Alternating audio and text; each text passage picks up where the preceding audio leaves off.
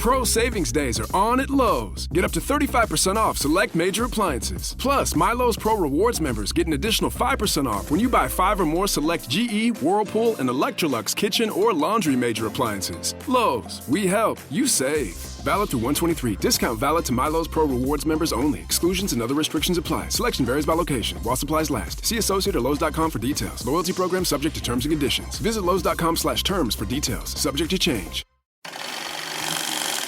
This is a Film Stories original podcast. Love this podcast? Support this show through the Acast supporter feature. It's up to you how much you give, and there's no regular commitment. Just hit the link in the show description to support now. My dad works in B2B marketing. He came by my school for career day and said he was a big ROAS man. Then he told everyone how much he loved calculating his return on ad spend. My friends still laugh at me to this day.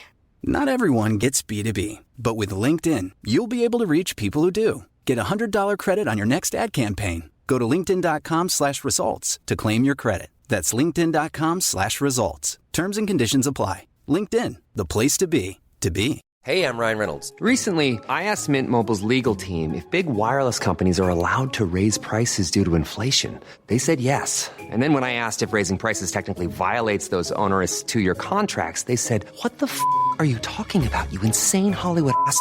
So to recap, we're cutting the price of Mint Unlimited from $30 a month to just $15 a month. Give it a try at mintmobile.com/switch. $45 upfront payment equivalent to $15 per month. New customers on first 3-month plan only. Taxes and fees extra. Speed slower above 40 gigabytes. See details. Ready to pop the question? The jewelers at BlueNile.com have got sparkle down to a science with beautiful lab-grown diamonds worthy of your most brilliant moments. Their lab-grown diamonds are independently graded and guaranteed identical to natural diamonds, and they're ready to ship to your door. Go to BlueNile.com and use promo code LISTEN to get $50 off your purchase of $500 or more. That's code LISTEN at BlueNile.com for $50 off. BlueNile.com, code LISTEN.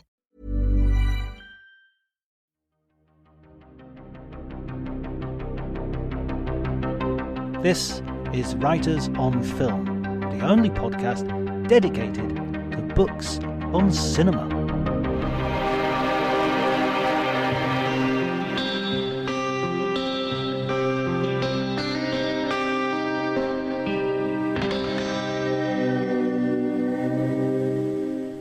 Hello everyone and welcome to Writers on Film. My name is John Bleasdale. I'm a writer and film critic, and today I'm going to be talking to Melanie Williams, who is the author of a new book, a new BFI Classics, on the wonderful film A Taste of Honey. Melanie is a lecturer and writer at the University of East Anglia, and we talk about the film and matters arising. If you like the episode, remember to subscribe and like and spread it far and wide on social media. You can tweet as well and write reviews. Please, please do that if you can. But before you do any of that, enjoy the conversation.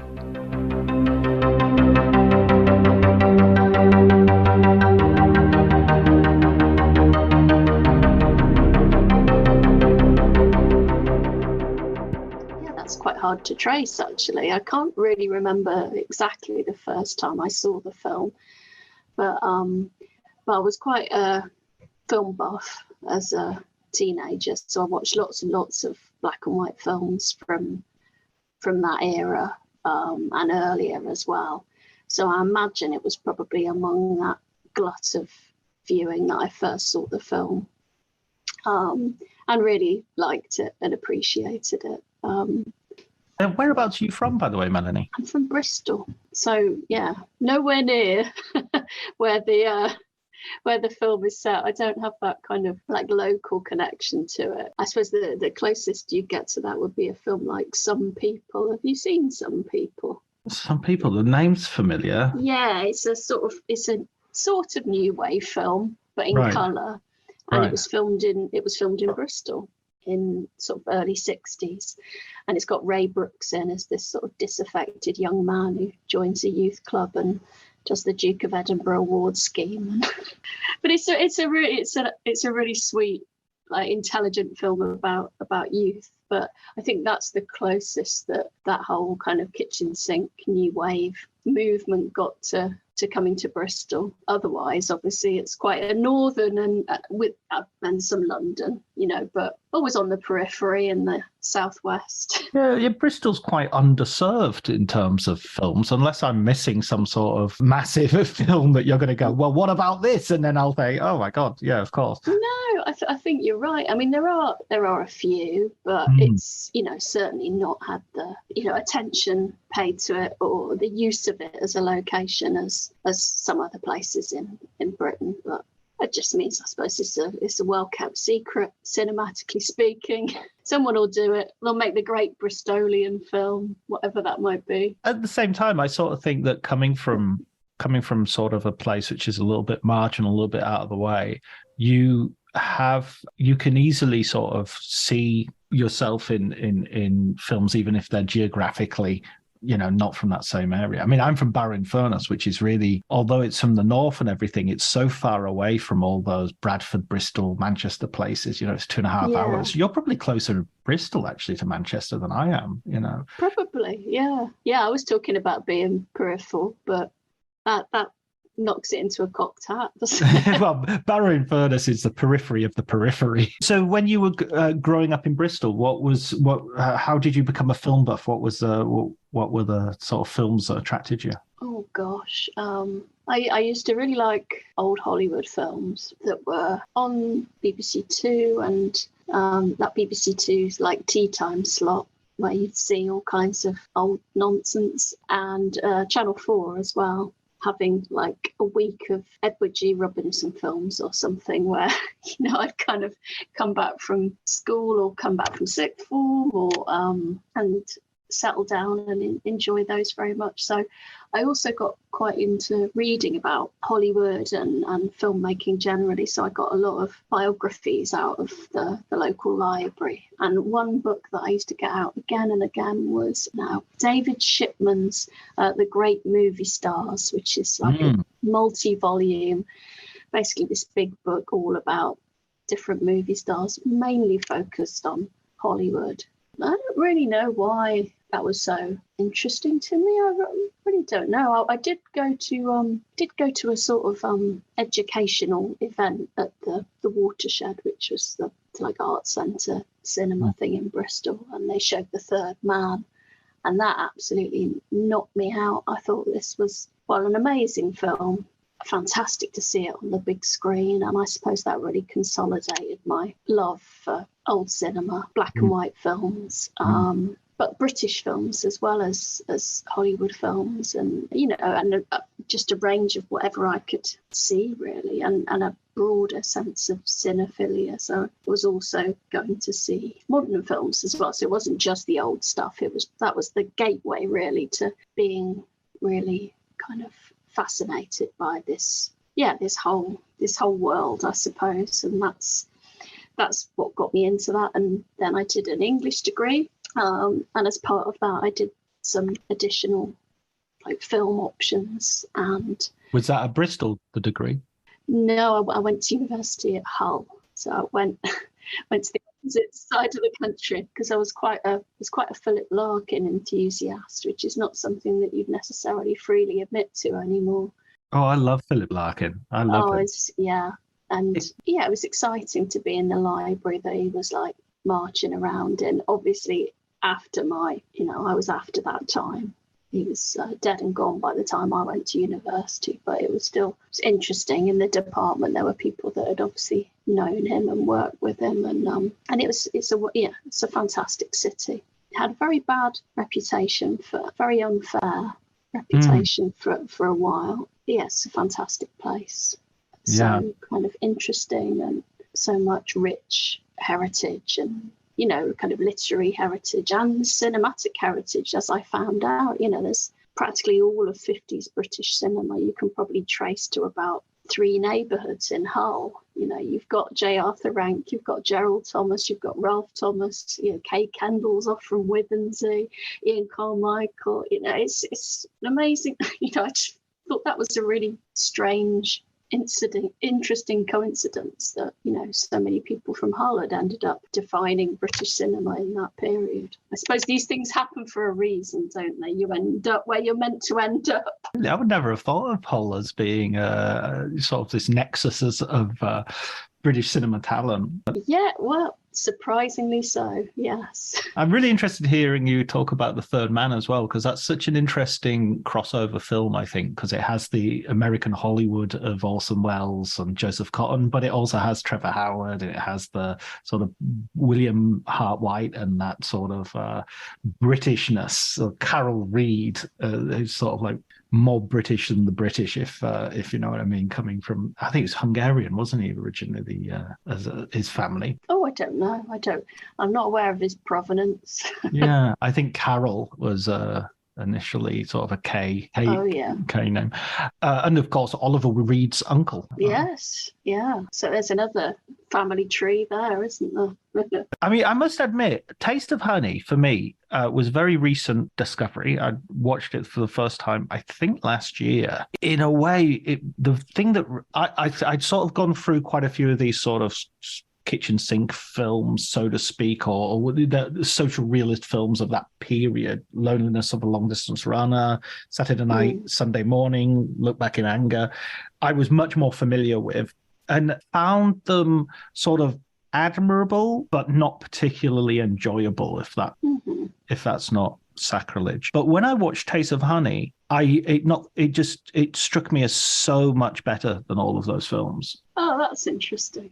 Yeah, I don't know what it was. I think maybe it was because the other films had this sort of working class masculinity, which I very much recognized, but they seem to endorse. They seem to go, yeah, look at how rude Albert Finney is, and look at how horrible Richard Burton is to his girlfriend. That's what, you know. And it's a sort of almost like a middle class version of working classness, or valuing the sort of a certain level of behavior, a certain type of behavior, because it's authentic. When I come from that background, and there are elements of truth there, but there are elements of other truths as well. I think it is slightly anomalous.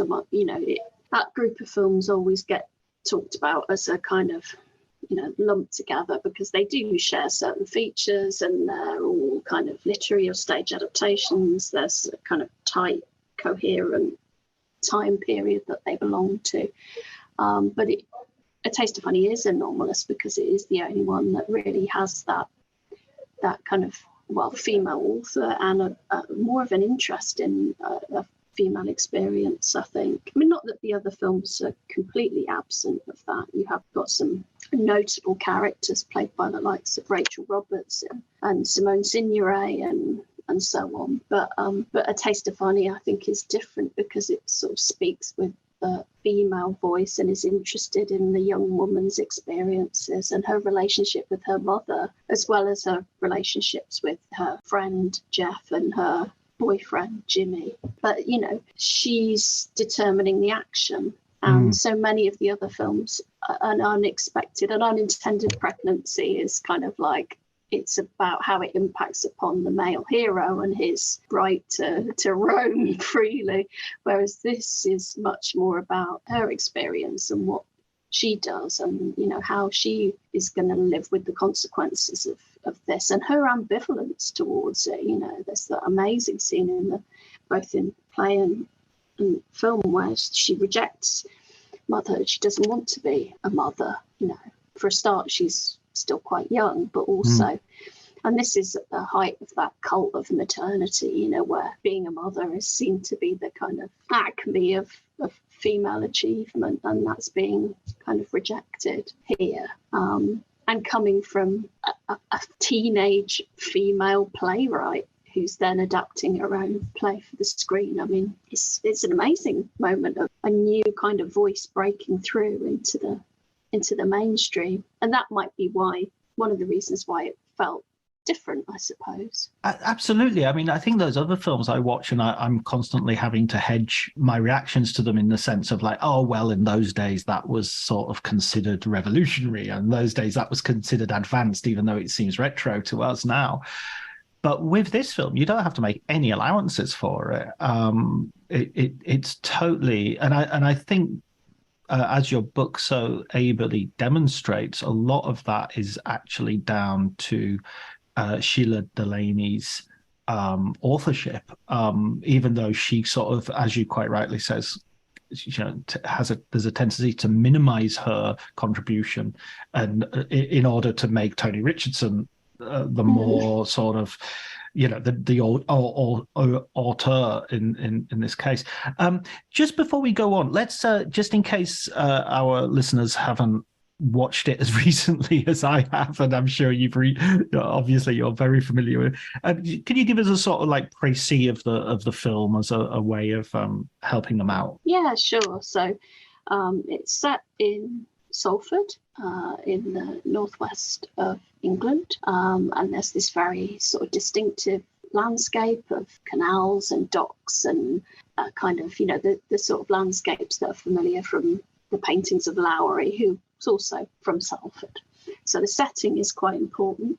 And you've got Jo, who's a teenage school leaver. She's in the last weeks of secondary school, and she lives with her mother, Helen, they don't get on very well. So they're quite antagonistic and disagreeable with each other. And Jo has a relationship with Jimmy, who is someone she meets initially on the bus and then bumps into again. And he's a black sailor. He's a ship's cook working on one of the big ships that's kind of docked in the area. And they have this very fleeting, very sweet kind of romance. And they get engaged and they spend one night together, and then his ship has to sail. Unfortunately, Jo finds herself pregnant as a result of this kind of one night together, and she decides to start her own life. So she's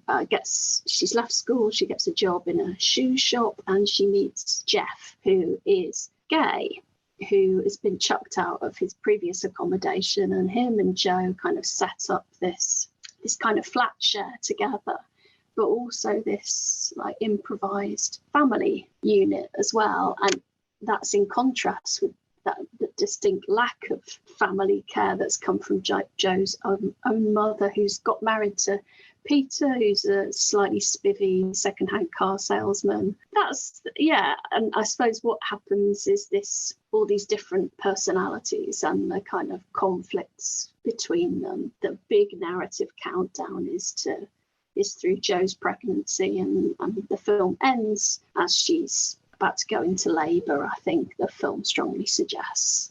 But I won't say more than that, because that would give away what happens in the end and who ends up living with who. But that's a flavour of what it's about. Oh, brilliant! That's perfect. One thing that I didn't know as well, and you reveal it in the book, that Shelagh Delaney is actually in the film at the very beginning as one of the sort of young women behind Jo as she leaves school. Yes, she makes a cameo appearance in the opening sequence when Jo is playing netball at school and hates playing netball, as many of us hated playing netball at school.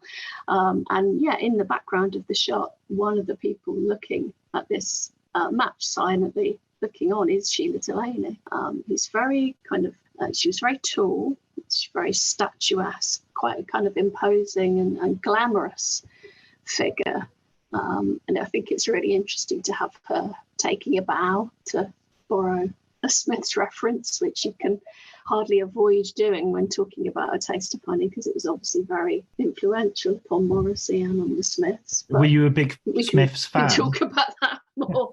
I mean, that's one of the ways in which lots of people my age or may like encounter some of these films, and right. Because Morrissey was such a kind of big fan and a powerful advocate for them, and used the dialogue as lyrics, and used the images from several of these films, or the kind of the writers of them, for posters and sleeve art and all of that kind of stuff. And obviously we know where Morrissey's ended up ideologically. And I think that was one of the things that I wanted to think about in writing this. Has there been a kind of reputational contamination in a way that such a powerful advocate for Delaney and her work has subsequently taken this very kind of right-wing turn? Is that a problem? What was it that appealed about this to Morrissey? Can we extricate it from the journey that he's taken? So in some ways it's a kind of sweet northern fable, and in other ways we might think about it in relation to these bigger questions of how old films and nostalgia for the past are mobilized in the present. And that's a bit of a hot mess, isn't it, really, in terms of culture wars and the good old days and what that means to some people. I mean, I would push quite vigorously against that idea in the sense that I don't find the film nostalgic. I don't feel that the central appeal of the film is nostalgia. That you might want to use iconic images or make images iconic, and I definitely understand a lot of people's despair at Morrissey. I think I wasn't as invested in Morrissey as there's a lot of. To me, he was just a singer, and I've never put much credence in the political views of a singer. I mean, David Bowie was a fascist. I mean, let's not forget that. I mean, Philip Larkin. I love Philip Larkin. Ezra Pound, T.S. Eliot, Virginia Woolf. There are lots of. There's a lot of it about. Paul Newman says in Hood, if you separate the saints from the sinners, you're lucky if you're left with Abraham Lincoln. I think this culture war idea is to me, and this might, hopefully doesn't sound too simplistic, but it feels to me like we're accepting the right wing's ground of battle, and I disagree with its premises. So I don't even see that there needs to be a culture war necessarily. Would be, I don't. Yeah. What do you think, Melanie? I mean, but please, by all means, push back. I guess being in an arts and humanities faculty in a British university at present, I don't feel that I can ignore the culture wars, because I think one of the reasons why there's continual kind of media trolling of, these things not being worthwhile and being a kind of hotbed of pinko, all that kind of discourse and wokeness and other words that are essentially been rendered meaningless. I don't feel I can ignore it, because I think it has implications for the context in which we work and we're allowed to work. Yeah, I suppose that's what I'd say. That I think that the premise of it is entirely false, but the waging of the culture wars has real world consequences that are impossible to ignore. But it's a grim time to be trying to make a case for doing things other than subjects that serve employers, or So it was interesting to think about this stuff in the context of being in a film and media department in one of the universities that was designated the most woke in the UK. So you feel like you're walking around with a target on your back in some ways. No, and I don't in any way mean to sort of belittle or minimize that. It's not so much an ignoring of the culture wars as sort of like a strategic, I'm not going to fight your battles where I know you're going to ambush me. I'm going to fight my battles way beyond that. You have to hold on to what you think actually matters and try and connect with the other people that are out there. And and with A Taste of Honey, and with what I feel is how fresh this film still feels, and that's what it feels like that is pushing against any sense of nostalgia, because nostalgia is ultimately sort of a patronizing of the past by the present. It's sort of like, oh, well, wasn't it all cute? And you have some great points where you point out, like, oh, look at the hot water bottles underneath the sink there.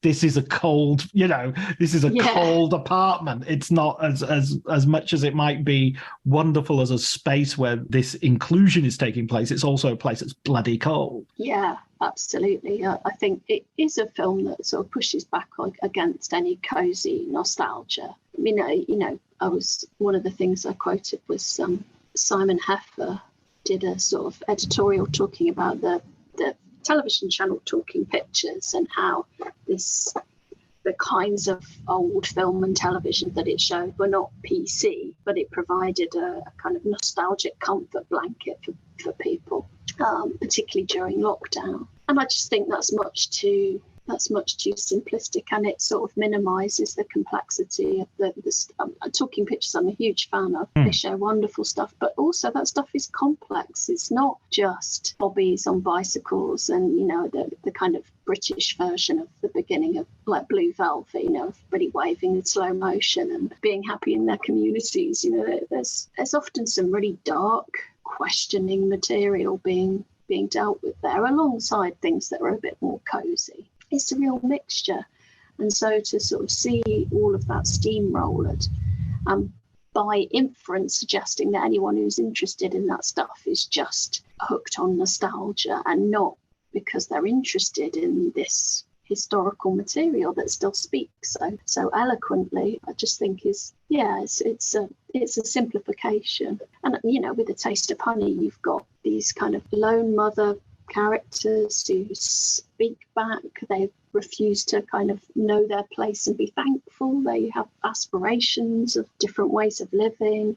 And the two sympathetic male characters, one's a person of colour, the other one is queer. You know, it's a film that at the time was trying to tell different stories and you know, present different kinds of people in very sympathetic ways. So it's, I think it presents a view of that moment as not entirely fantastic, but people are trying their best within that and trying to make a kind of good life for themselves. But that proves quite difficult because, you know, there's no interesting jobs to do if you're a female school leaver. Your options are very limited. Your mother's options are limited. The options of all the people surrounding you are very limited as well. But at the same time, there's this kind of impulse to try and do things differently, to be artistic, to be kind of interested in the world around you, to be creative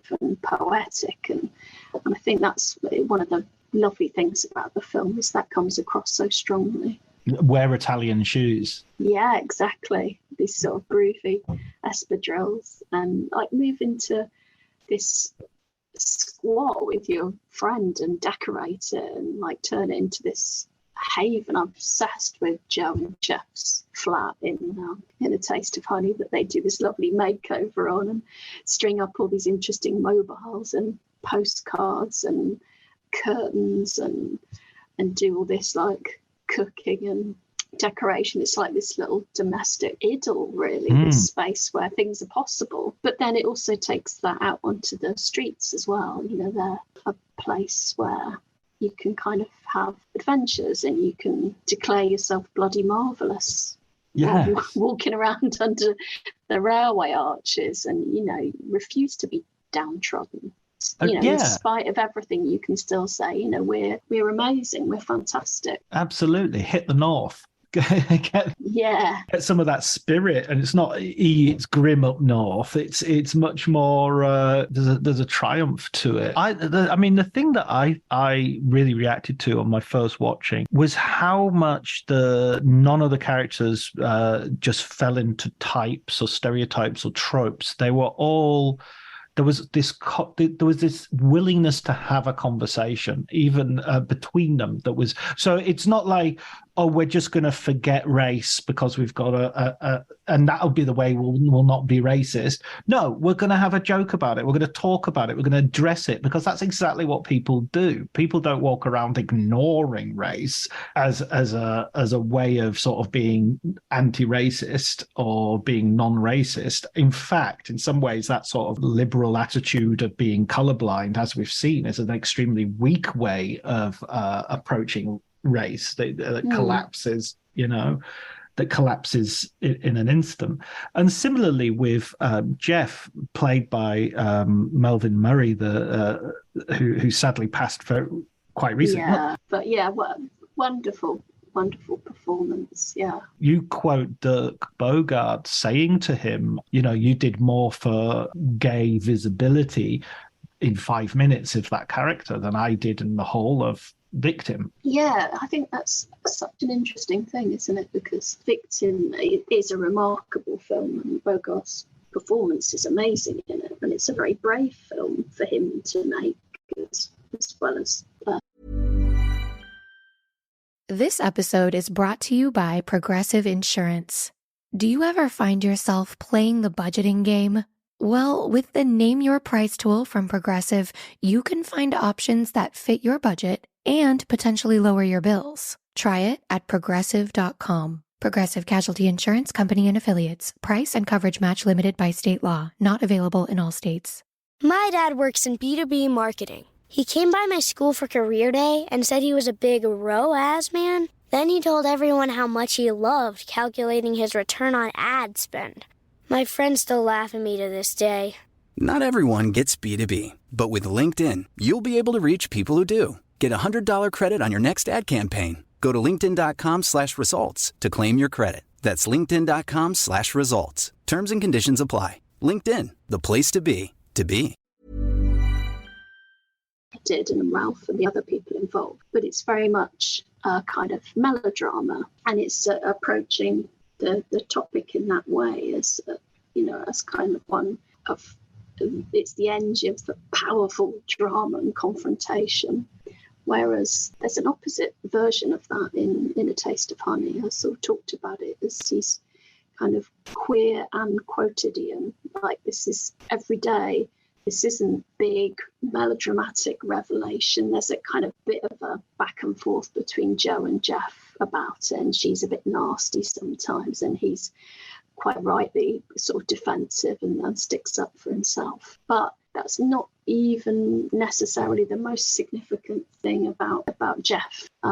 It's part of him and who he is, but it's the film takes a different approach to it, I suppose, and that character is a fully rounded character. There are all kinds of different aspects to his personality, and yes, some of it is a little bit stereotypical. So the kind of him being a sort of textile art student and being very adept at running up curtains and doing interior design and buying these kind of Italian shoes and being good at cooking. These are within the realm of stereotyping, but like all the characters, they kind of evade that straitjacket. They're all more complicated than the stereotyping would normally have space to allow for. So yeah, they've all got other things going on, haven't they? Well, precisely, and I think that sort of goes against any idea that it's a stereotype as well, in the sense that stereotype seems to me to be something which is like a silhouette. It reduces all detail, but I mean, stereotypes coincide with reality. I mean, I've met more openly gay people in the film industry than I've met in Vickers Shipyard. I'm not saying there aren't gay people in Vickers Shipyard. There certainly are, but there's an openness. There's a certain space in the film industry that doesn't exist in the shipyard, and people tend to go to environments which welcome them rather than ones in which they have to hide and find hostility. So, there are reasons why certain stereotypes or certain shorthands of how we understand things exist. This film doesn't say that's all Jeff is. It's like saying, there's a point in the book where you mention you refer to the sort of trope of the unhappy gay character.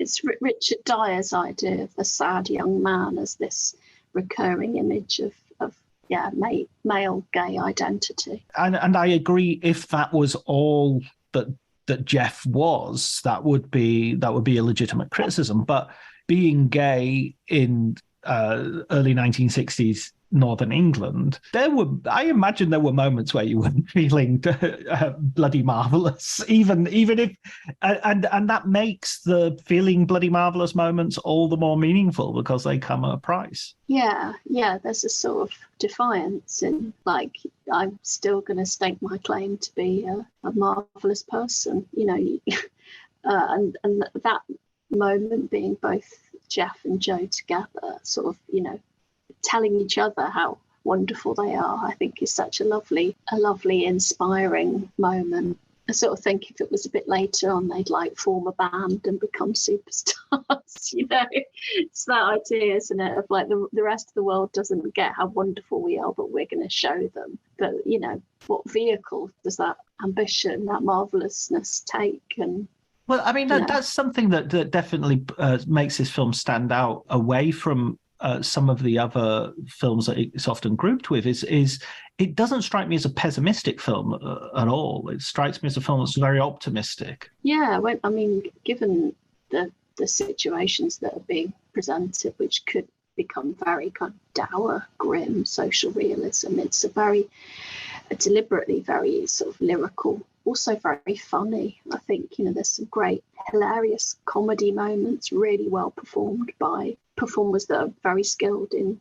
So there's great moments between Dora Bryan and Rita Tushingham as mother and daughter. Great moments between Joe and Jeff when they're sort of getting fed up with each other, and Joe's fed up with being pregnant and he's fed up with her being fed up. And, you know, really, I mean, I think Delaney's very good at writing that kind of crosstalk, that back and forth. And it's interesting that the original play had elements that were meant to be like done in the style of musical comedy acts, you know, that Helen in particular, Joe's mother, would sort of address the audience like she's like Max Miller or something, you know. And I think some of that leaches into the film as well. I mean, Dora Bryan's great performer who's very skilled in variety and review as well as legitimate conventional theatre, so she can kind of bring that style of performance into it. So it's, yeah, I think it's got comedy chops as well as, and not all the films of the British New Wave are, you know, This Sporting Life for all its wonderful qualities is a really grim film. Room at the Top doesn't have many laughs, but A Taste of Honey has got some very funny moments. Looking forward as well, I can see sort of its influence on the cinema of Ken Loach and the cinema of, you know, especially early Ken Loach when maybe he wasn't quite as doctrinaire as he would become. And I think more immediately, like Coronation Street, obviously, right. That begins before the film of A Taste of Honey comes out. Like, that's the following year. But Tony Warren, who originated Coronation Street, is obviously set in the same kind of neighbourhoods. He'd seen A Taste of Honey and was sort of inspired by it and thought, yeah, I can write something about a kind of local neighbourhood. And some of the character types are kind of similar to what's going on. So I think, in a way, it's the progenitor of a whole set of like realist approaches to, you know, telling stories, particularly northern stories, I suppose. You know, you can still see its legacy, I think, in that way. I remember when EastEnders first came out and people were sort of like, Coronation Street in London? I'm not sure this is going to work. It's not like we were so used to Coronation Street, even Crossroads and yes. Emmerdale, that EastEnders was this sort of new soap opera we didn't think would last. That's fine, yeah. I suppose Albion Market didn't crack it, did it? Or El Dorado. Exactly. People forget that there were this stream of sort of soapy dramas which you know didn't last. Yeah. or do you remember Triangle? Yes.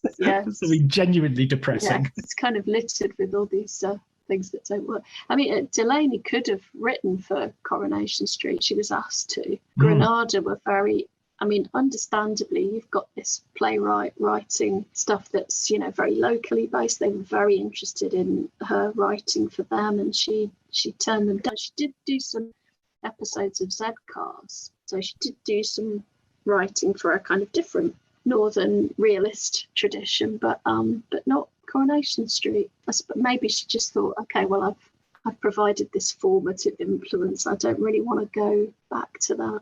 And I think as well, you know, the success of A Taste of Honey when she was still a teenager, and it's a big kind of cause célèbre, and there's lots of speculation about, you know, how could she have known about such a sordid situation, one so young, and is this painting Salford in a bad light? And so lots of the council and the local press really pile onto her. I could see why you just think, oh, I can't be bothered with that anymore.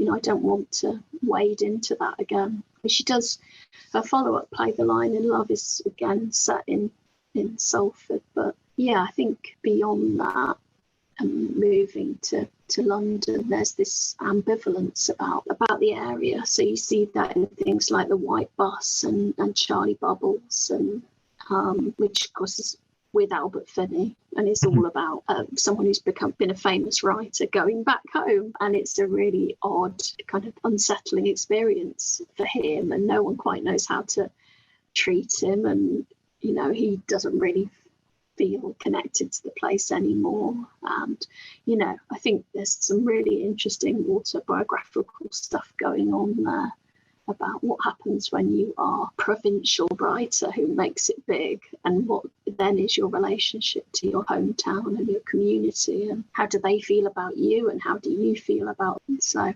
I think all of that's to kind of come afterwards, really, in Delaney's career. Of course, Ken Loach directed a few episodes of Z Cars as well, so there is that connection there.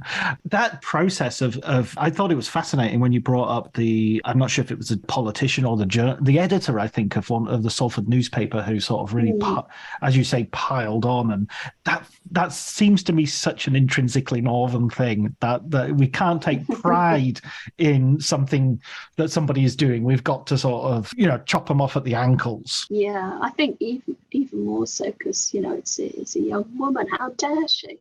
She should know her place and be thankful. And instead, she says when she thinks the council are doing stupid things when they're redeveloping areas and sticking up tower blocks, and she speaks out and they don't like it at all. I think there's that sense that she's seen as uppity and misrepresenting the modern North to these theatre goers and film viewers down south. So she's seen as a problematic figure in that way. I mean, some of the reviews of the original play, one isn't very positive about it, but says it's the view of a savage society from a genuine cannibal.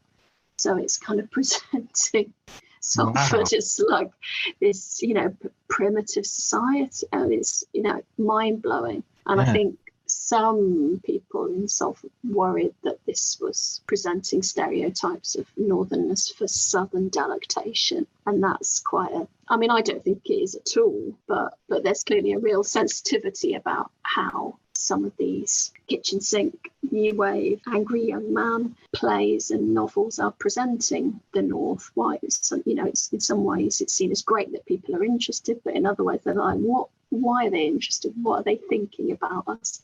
What impression are they getting from these stories? So there's an unease there as well. I get that because sometimes I'm watching working class, sort of a drama set in a working class area or something. The sort of shameless, grungy... Yeah, kind of poverty porn, that accusation. Yeah, and it's not so much that. It's just that sometimes you feel like the person is making a film of somebody else's film of an idea of what working class life looks like. It's someone who's watched other films and thought, okay, I'll take a bit of this and a bit of that. But the problem with the poverty porn sort of idea is it often becomes an excuse then not to look at class, not to look at people who are from lower class, the so-called lower classes. My own criticism would sometimes be like, for instance, why do they have to have a dirty door? Why is that like the immediate signifier of a work? Because I know people who lived in terrace houses and their doors were the only place that they actually had any control over or pride in. So, well, there's that stereotype, isn't there, of the scrubbing the step and making sure that all the stuff in Richard Hoggart, the uses of literacy, when he's talking about traditional working class northern communities and that sense of domestic pride and civic pride that make sure that your step was clean. Because if not, you're seen as not upholding your role in a way, particularly for women and their sense of responsibility for the respectability of themselves and their family. Which, of course, is, again, one of the things that's interesting about A Taste of Honey, is that characters that are beyond the realms of this respectability. Helen, played by Dora Bryan, is not our mam, the figure that Richard Hoggart talks about, the sort of, and there's that interesting comparison with something like Coronation Street, where you've got different kinds of women. You've got the more traditional mams who are devoted to their families and their homes, and then you've got someone like Elsie Tanner, who's a mother, but she's also still wants to be kind of sexy, still, is single, but is, still trying to put up a glamorous facade. So there's this tension, I think, within working class femininity between respectability and something that might be seen as a bit iffy but more exciting. So I think you get that dimension as well in A Taste of Honey, that Helen, as played by Dora Bryan, is a kind of she's still trying to wear the glamorous clothes. She still wants to go dancing with the fiance at the dance hall. She still wants this life of excitement. And the film doesn't necessarily really disapprove of it being that way, Yeah, sort of, in a way, it sort of mirrors Jo's own ambivalence about being a mother. It's like her own mother didn't necessarily want to be a mother. So, why should she want to be a mother? Helen wants to be, bloody marvellous as well. Yeah. She's refused to just become this sort of shapeless, sexless figure that Hoggart talks about, that once you reach a certain age, as a working class woman who's married and respectable, you rescind those things. And, they're not up for rescinding those things because they're one of the few glimmers of like excitement and interest in their lives. And the title of the play and the film gestured towards that, this idea of these little bits of pleasure that you have to pay for, in very draconian terms. Those are the things that make life worth living. Yeah, I mean, if it's not pushing it too hard, the whole film strikes me as A Taste of Honey in the sort of black and white expanse of cinema at this time. I mean, I got a real feeling reading your book and reading about the reception of it as well. It's a bit like watching Bob Dylan in that Penbaker documentary going around Britain, and he's so far ahead culturally of the moment that he is in, and the ability of the people around him to sort of receive it, because it's just like he's already in the late 60s and they're still in the 50s.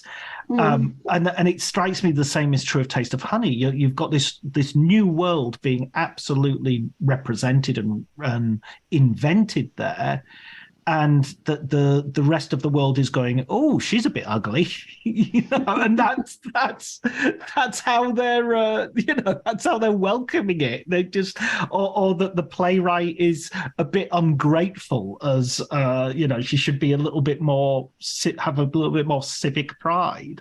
Yeah, or they try and sort of, I mean, on the one hand, they're interested because it's something new and something different, and it's clearly significant in some way, but they try and find ways of domesticating it or making it more fit into the conventions. So, yeah, Shelagh Delaney is always being asked, are you engaged? Are you getting married?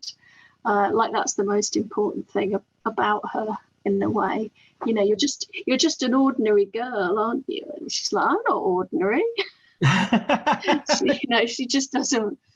She sort of refuses to go along with those scripts, and points to something else that's sort of coming through the pipeline. Really, that she's gobby. She won't just put up with whatever nonsense is said about her, and she thinks that she has the right to sort of speak and be heard, and I think that's massively impressive.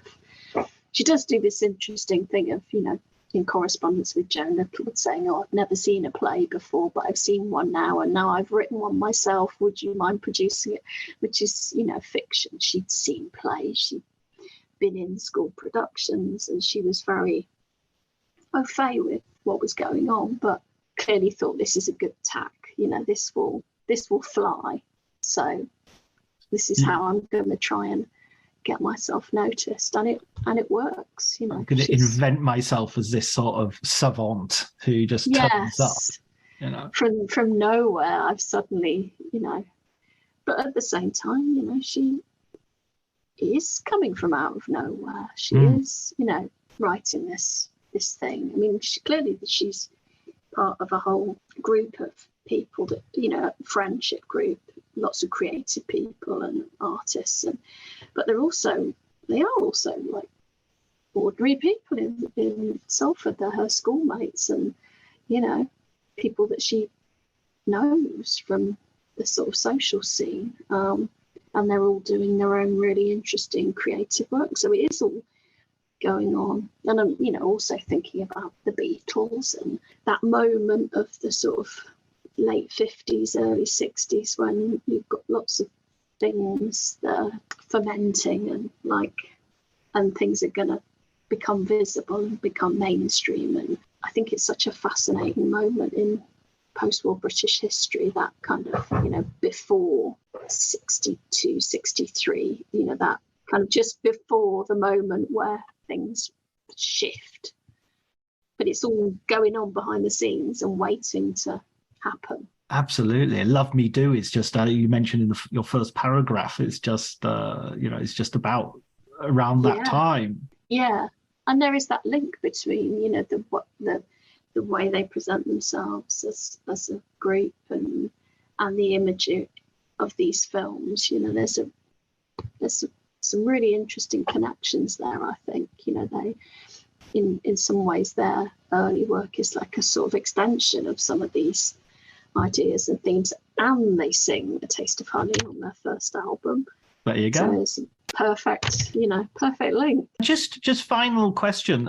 In terms of Shelagh Delaney's career, she goes on to have quite a long career after this, and with you know, there's by no means is this a one-hit wonder career, but where would you place sort of Taste of Honey in that context, as it goes on?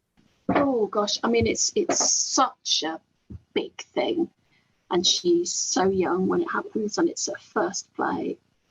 It's very difficult, I think, for it not to overshadow everything that comes afterwards, even though there's lots of really fantastic stuff that comes after. I mean, the screenplay for Dance with a Stranger, the Ruth Ellis film that she does in the 80s, is brilliant. You know, such a good piece of work.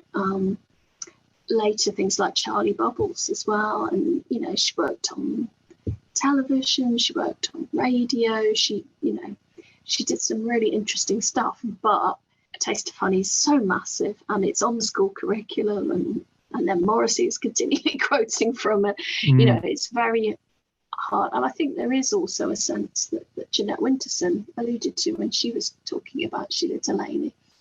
It's almost like, well, we're only going to let you have one success. You know, we're going to turn you into a 9 Days Wonder or a one-hit wonder, and that she doesn't get the support beyond that initial success in a way that Winterson talks about Pinter.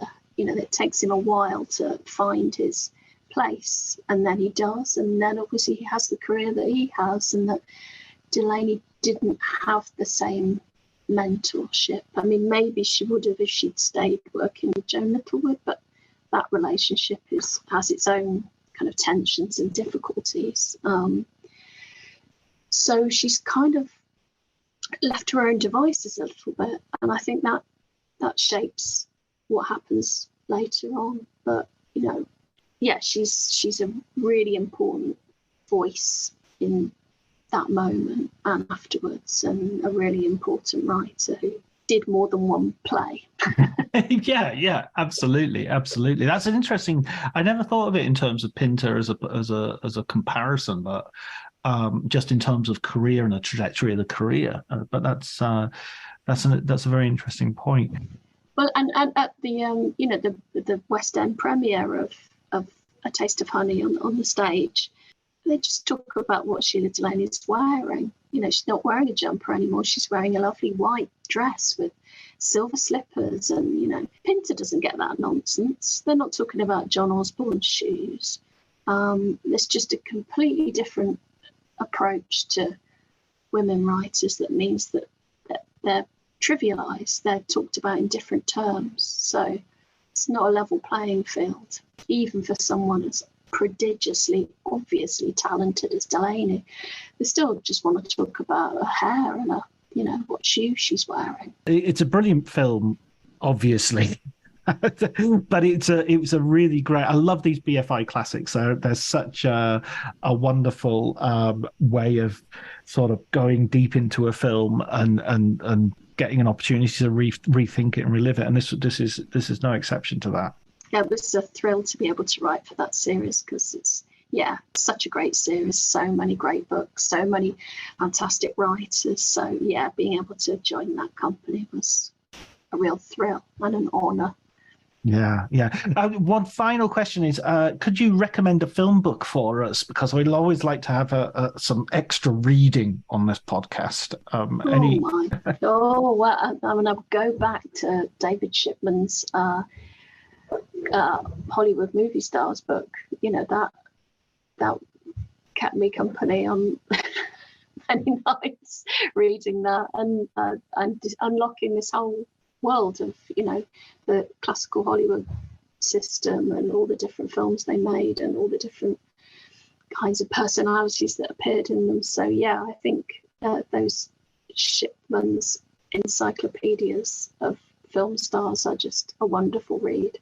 Also very nicely illustrated. So yeah, it's like a deep dive into classic Hollywood. And you still have them on your shelves? I still have them on my shelves, yeah. I eventually bought my own copies rather than getting the ones out of the library over and over again. I love the library, but I'm so bad that I've got so many late fees that at one point my local librarian just went, look, keep it. You've bought it now. Yeah, it's sort of like, you've bought a share in it. Exactly. There's a wing of the Barrow Library that was paid for by my late fees, I think. Well, it's nice to make a contribution. Exactly. My auntie was the children's librarian there. So wow. Yeah, she was a children's librarian for Cumbria, for Southern, and I remember her. I remember Brian Patton coming to the librry to do readings of his poetry and the Beat Poets, all of whom I ended up meeting at one point or another. But that was a really interesting. As a young teenager, meeting Brian Patton was very influential. Listen, Melanie, thank you so much for that. That was really interesting, and thank you for being my guest. No, thank you for having me.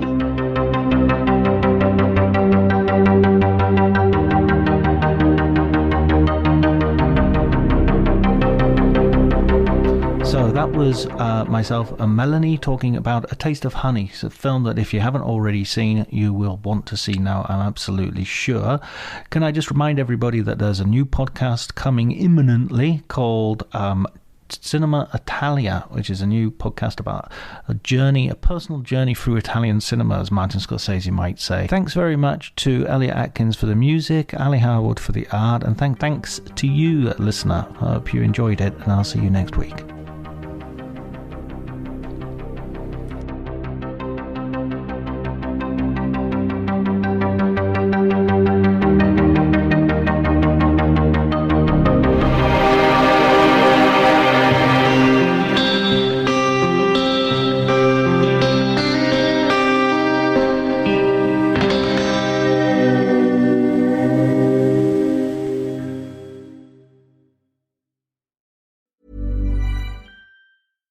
Cue the fireplace and your favorite fall movie. There's nothing better than a cozy evening at home with a glass of First Leaf wine. First Leaf is a personalized wine club that delivers right to your door. Sounds magical, right? They get to know your favorite tasting notes, which varietals you enjoy, and whether you prefer sweet or dry wines. So in every shipment, you get bottles tailored to your unique palate. Go to tryfirstleaf.com/fall to get your first 6 wines for just $44.95 with free shipping. Hey, it's Mark Marin from WTF here to let you know that this podcast is brought to you by Progressive Insurance. And I'm sure the reason you're listening to this podcast right now is because you chose it. Well, choose Progressive's Name Your Price tool, and you could find insurance options that fit your budget, so you can pick the best one for your situation. Who doesn't like choice? Try it at Progressive.com. And now, some legal info. Progressive Casualty Insurance Company and Affiliates. Price and coverage match limited by state law. Not available in all states. My dad works in B2B marketing. He came by my school for career day and said he was a big ROAS man. Then he told everyone how much he loved calculating his return on ad spend. My friends still laugh at me to this day.